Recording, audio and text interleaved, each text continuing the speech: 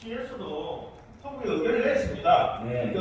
맞지 않다. 이 택시 분리 해제가 심야 시간 성차만 해소하는데 전혀 도움도 안 되고 있다. 그럼에도 불구하고 국토부에서 지금 요지 부동이거든요. 그래서 그 문제를 꼭 한번 좀 챙겨봐 주시면 좋겠습니다. 예, 잘 알겠습니다. 결국은 이제 국토부에서 시도지사나 이쪽 계량권을 좀 주면 예, 좋겠다는 말씀이고요.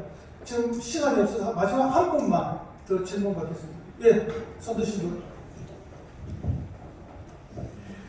예, 전남미라에서 온 김진환이라고 합니다.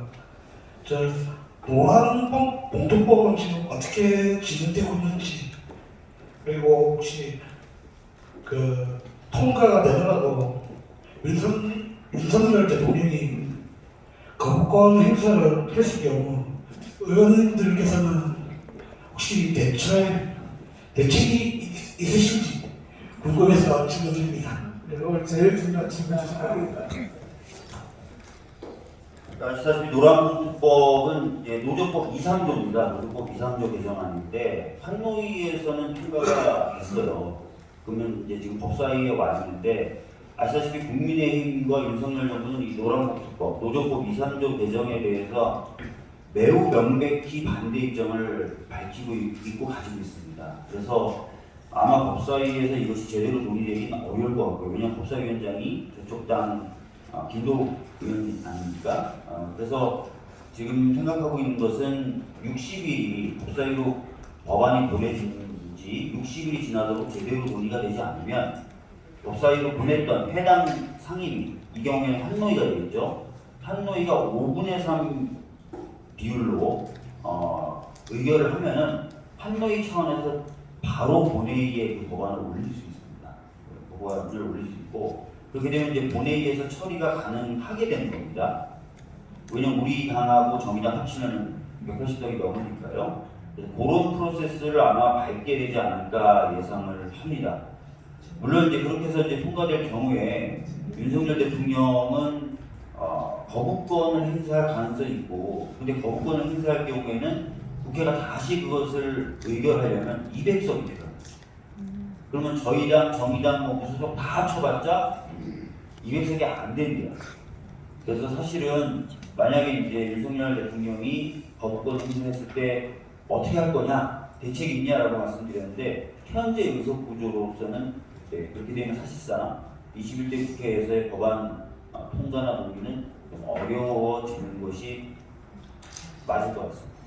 하여튼 그런 상황이라는 점을 좀 말씀드립니다. 예, 다음 국회의원 선거에서 200석 이상 압도적인 지지를 보여주시면 그게 유일한 대책이다, 이런 느낌입니다. 여러분, 경남에서 한 10석 정도는 해야 우리 민주당이 중국에서 200석 할 수 있겠죠? 예. 여러분 그렇게 만들어주시겠습니까? 감사합니다. 예, 제가 이 질문으로 마지막으로 해서 마치려고 했더니 우리 하승정 위원장님이 하나 더 받아도 된답니다. 메모를 주시면 돼요. 내가 꼭 이 질문을 안 하면 안 되겠다 하셔서 두 분이네요. 그럼 두 분 다 받겠습니다. 먼저 앞에 서 계신 분이 여성분부터 질문하시고 그 뒤에 남성분 질문하겠습니다.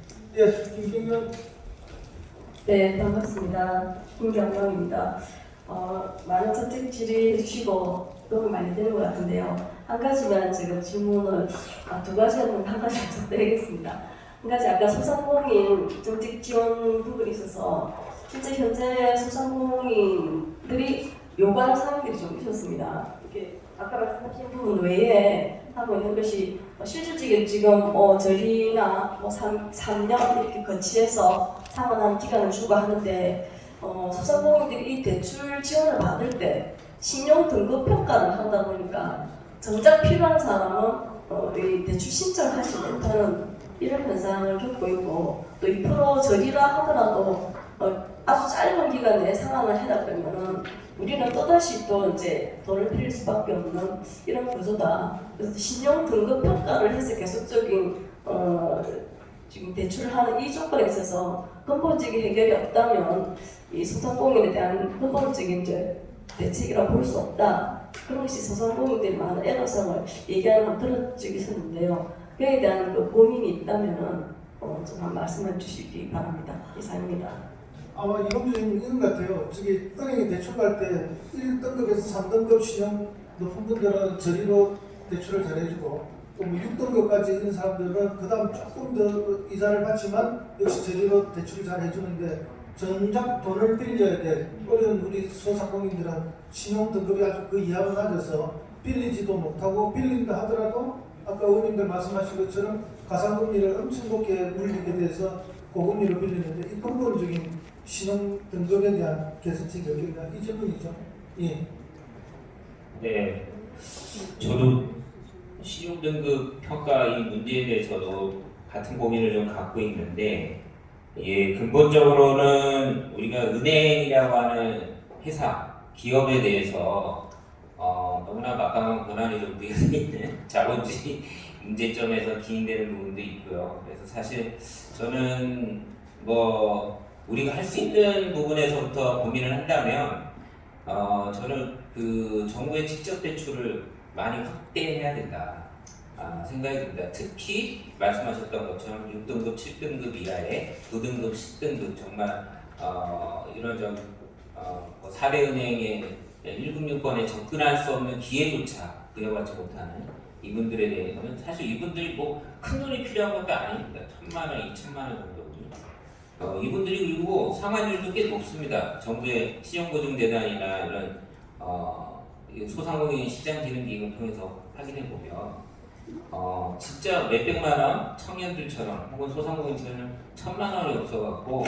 오늘내일 하시는 분들을 위해서는 저는 정부의 공적 자금 대출이 굉장히 활성화되어야 되고 그런 부분들을 더 다양하게 많이 만들어야 된다라는 생각이 듭니다.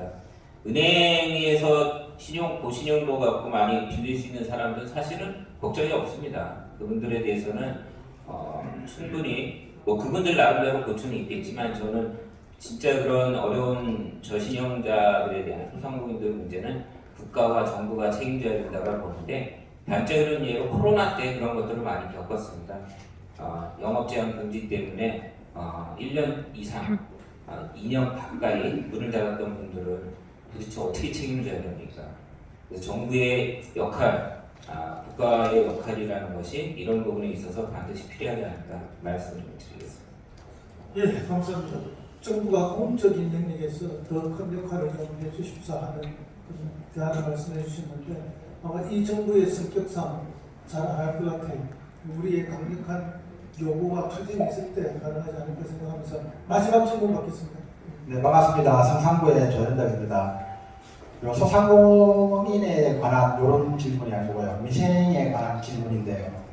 요즘 전세 사기, 서민들 한 전세 사기 이런 사건들이 많잖아요.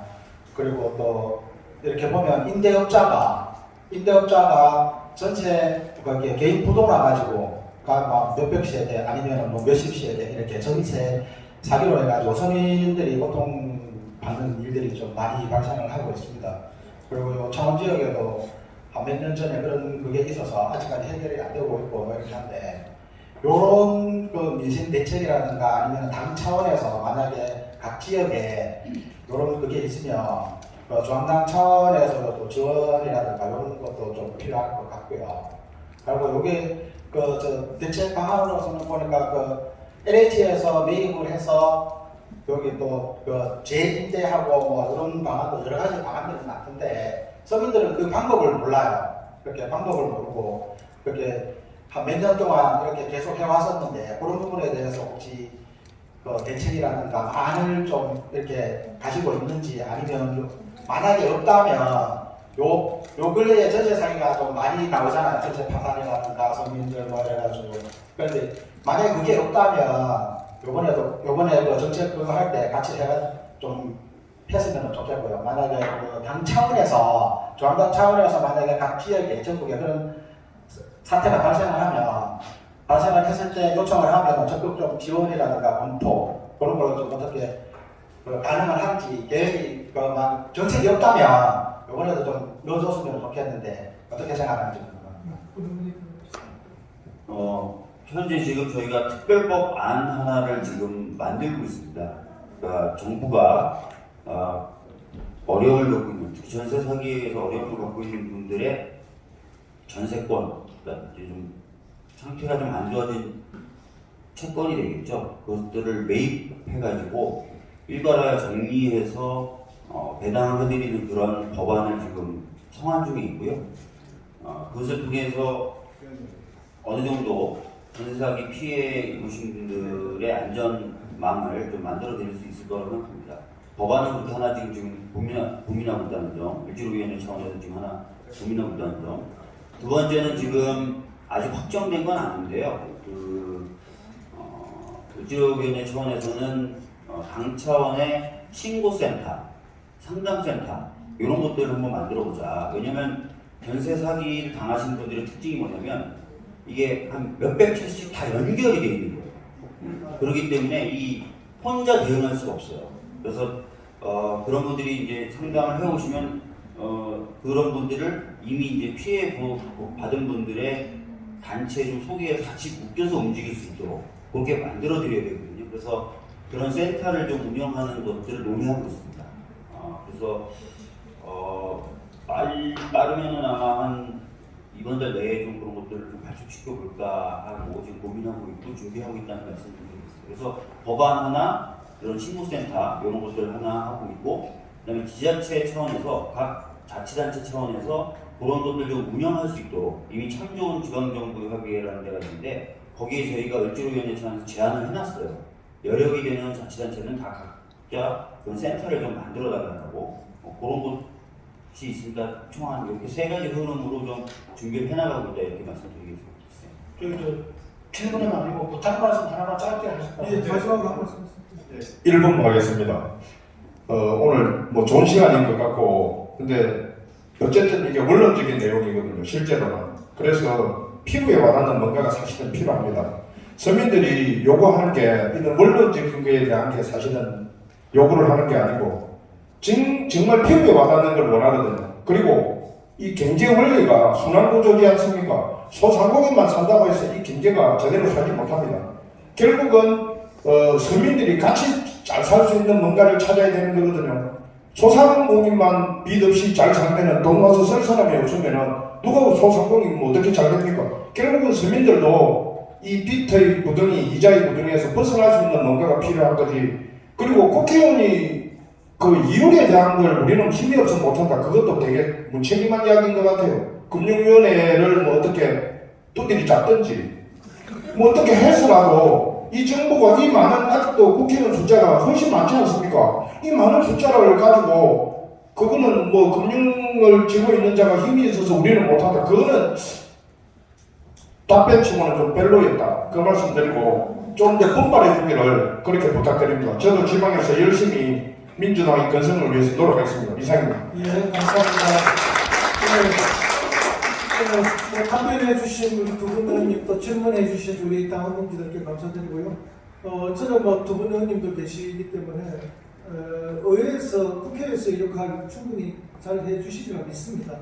그러나 방금 말씀하신 것처럼 당장 급한 우리 서민, 소상공인들한테는 또 우리 당의 출신들이 그 시장 군수들을 많이 하고 있습니다. 그분들이 시장 군수님들이 자기 긴급 예산 편성해서 우리 서민들을 좀 지원할 수 있는 직접적인 정책들을 빠르게 좀 시행했으면 좋겠다. 이번에 가스기업 때문에 우리 시장 군수님들이 빠르게 대응을 했죠. 그래서 박수를 많이 받았듯이 이 이자율이라는 이런 거에 대해서도 지원할 수 있는 방법들이 다 있습니다. 그래서 그런 것들을 좀 효과 있게 빠르게 좀 당에서 관리해서 우리 지자체장님들이 선도적인 모험들을 보여줬으면 좋겠다는 그런 제 생각도 덧붙이면서 오늘 이 질의응답 토론을 모두 마치도록 하겠습니다. 네,